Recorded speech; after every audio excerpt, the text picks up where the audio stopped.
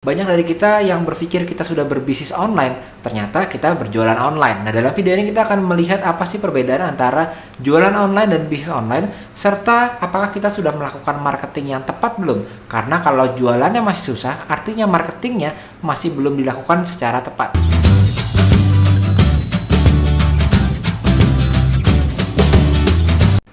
Katanya sudah marketing, tapi ternyata kita susah closing. Katanya kita sudah effort sampai habis, tapi ternyata jualan kita nggak laris-laris gitu ya. Kebanyak orang yang berkata bahwa dia sudah melakukan marketing, ternyata yang dilakukan itu hanyalah selling. Jadi banyak dari kita yang berpikir kita sudah berbisnis online, ternyata kita berjualan online. Nah, dalam video ini kita akan melihat apa sih perbedaan antara jualan online dan bisnis online, serta apakah kita sudah melakukan marketing yang tepat belum? Karena kalau jualannya masih susah, artinya marketingnya masih belum dilakukan secara tepat. Halo teman-teman, apa kabar? Kembali lagi bersama saya Yosef, founder dari Sekolah Bisnis, dan selama kurang lebih 8 tahun setelah mengembangkan bisnis saya menggunakan dunia online atau online marketing. Dan saat ini pun saya membantu teman-teman yang ingin mengembangkan bisnisnya di dunia online, terutama menggunakan online marketing. Jadi kalau sampai saat ini Anda baru pertama kali bertemu dengan saya dan belum subscribe di channel Yosef Abbas, silakan saya ajak Anda untuk subscribe dulu channel Yosef Abbas sebelum kita masuk ke dalam topik apa perbedaan antara bisnis online dan juga jualan online, dan bagaimana caranya membuat marketingnya lebih tepat sehingga sellingnya bisa lebih baik lagi kita lakukan. Bisnis online ternyata nggak sama dengan jualan online. Kelihatannya mungkin ini dua kata yang selalu digunakan secara saling bisa diganti-gantikan ya. Kalau kita ngomongin bisnis online, orang berarti jualan online, atau jualan online berarti bisnis online. Ternyata dua kata ini sangat-sangat berbeda, karena bisnis online itu bukanlah jualan online. Nah, apa perbedaannya? Kalau kita jualan online itu adalah berjualan atau seller ya. Tapi kalau kita ngomongin bisnis, pebisnis itu meluangkan lebih sedikit waktunya untuk jualan. Kenapa? Karena pebisnis meluangkan lebih banyak waktunya untuk marketing. Jadi perbedaan utamanya adalah saat kita baru mulai, kita harus berjualan.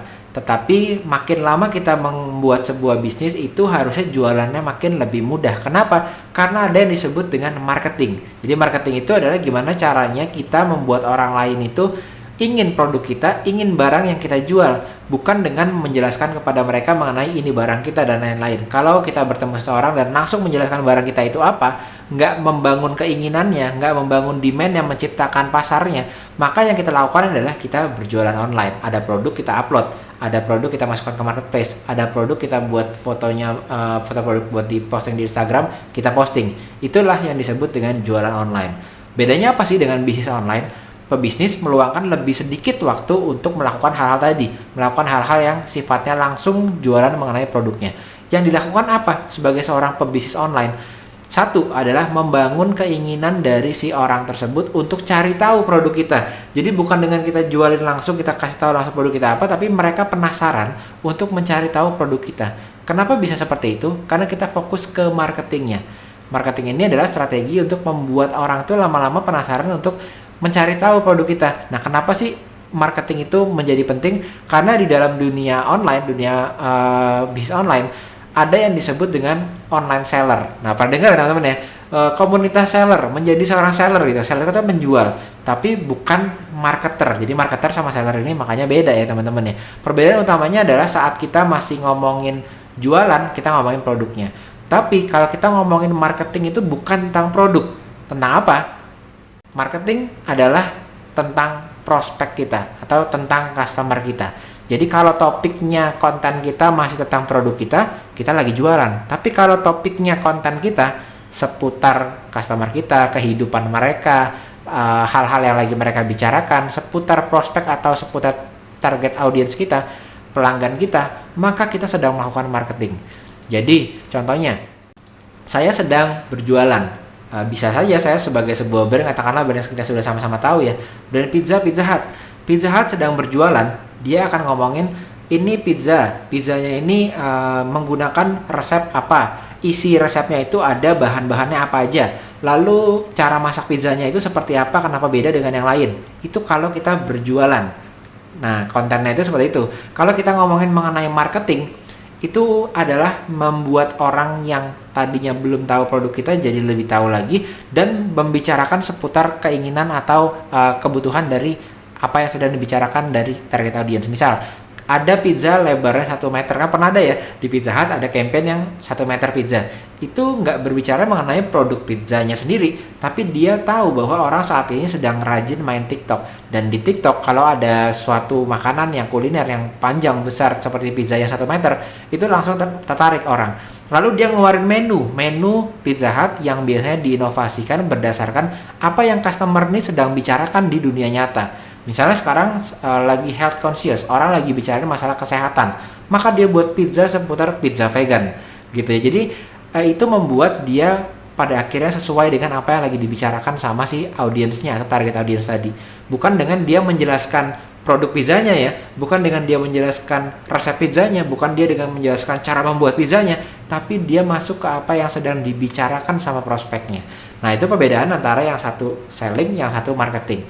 Biasanya saat kita melakukan marketing dalam bentuk berbayar, misalnya endorsement atau Instagram Ads misalnya, itu juga akan terlihat apakah mindset kita ini masih sebagai mindset seorang online seller atau online marketer, sebagai seorang jualan online atau sebagai seorang pebisnis online.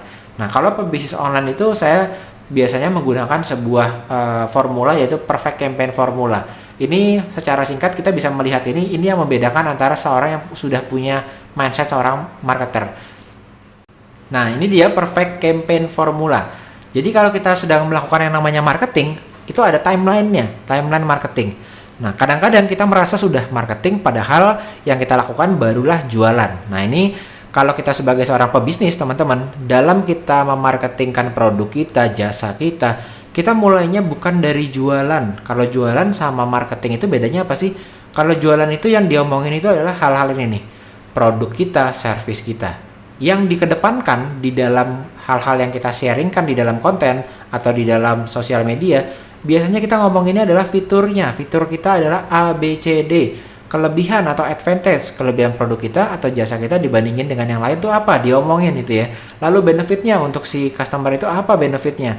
Penawaran harganya sekarang segini, lagi ada diskon segini, dan lain-lainnya yang seputaran produk gitu ya, atau seputaran servis yang kita miliki.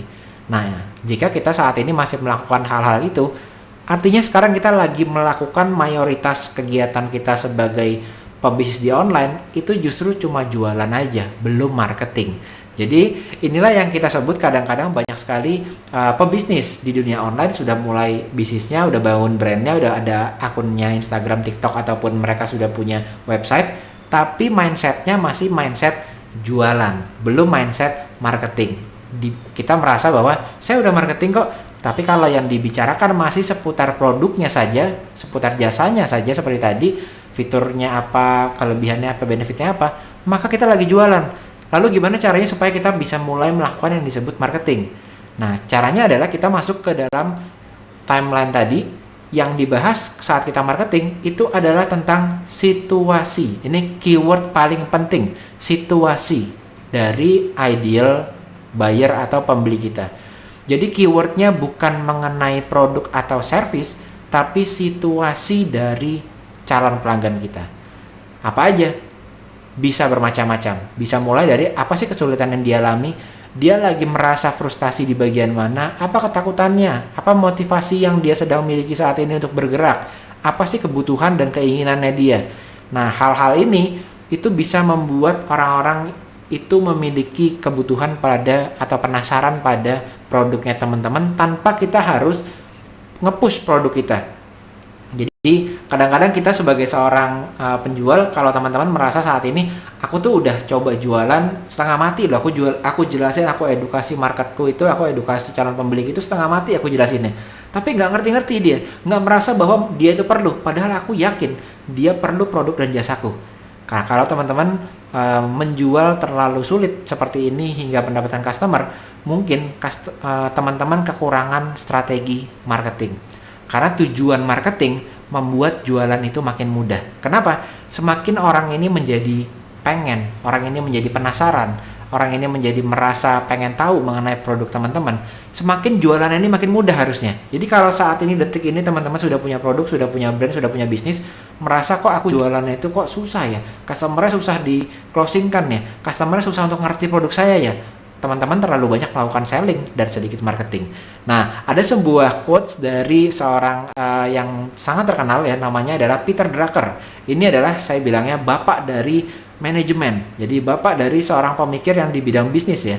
Dia berkata bahwa the aim of marketing atau tujuan utama dan satu-satunya dari marketing adalah membuat selling superfluous. Artinya the aim of marketing is to make selling superfluous, itu artinya tujuan dari marketing itu membuat jualan itu sangat mudah banget gitu.